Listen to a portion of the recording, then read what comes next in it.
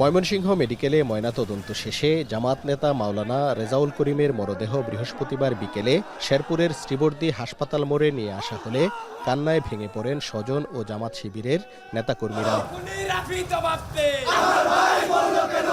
পরে বিক্ষোভ মিছিল করে কফিনবাহী অ্যাম্বুলেন্স শ্রীবর্দী সরকারি কলেজ মাঠে নেওয়া হয়।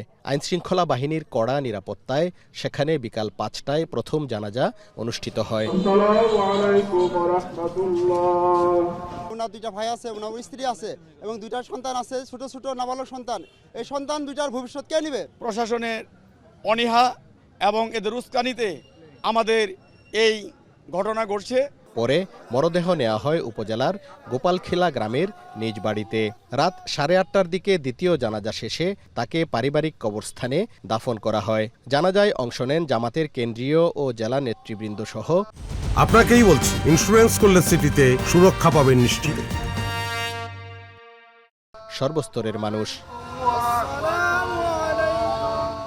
স্থানীয় প্রশাসনের পক্ষপাতমূলক আচরণের কারণেই এ ঘটনা ঘটে বলে অভিযোগ জামাত নেতাদের। প্রশাসন কার্যকরী পদক্ষেপ নিচ্ছে না, এদেরকে ধরতেছে না, আইনের আওতায় নিয়ে আসতে পারতেছে না, যার ফলে এদের এই সমস্ত সন্ত্রাসী কর্মকাণ্ডে আরও তারা উৎসাহিত হচ্ছে।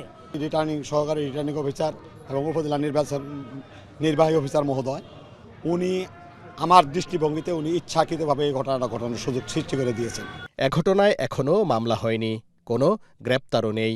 তবে ভিডিও ফুটেজ বিশ্লেষণ করে জড়িতদের শনাক্ত করার কাজ চলছে বলে জানান শেরপুরের পুলিশ সুপার। ফুটেজ বিশ্লেষণ করছি এবং অন্যান্য তথ্য প্রমাণের ভিত্তিতে আমরা ইনভেস্টিগেশনের পর্যায়ে আছে, যে কোনো টাইমে মামলা রুজু হবে। গত বুধবার শেরপুরের ঝিনাইগাতীতে নির্বাচনী ইশতেহার ঘোষণার সরকারি অনুষ্ঠানে চেয়ারে বসাকে কেন্দ্র করে বিএনপি ও জামাত কর্মীদের সংঘর্ষে শ্রীবর্দী উপজেলা জামাতের সেক্রেটারি রেজাউল করিম নিহত হন। হারুনুর রশিদ, এখন ময়মনসিংহ।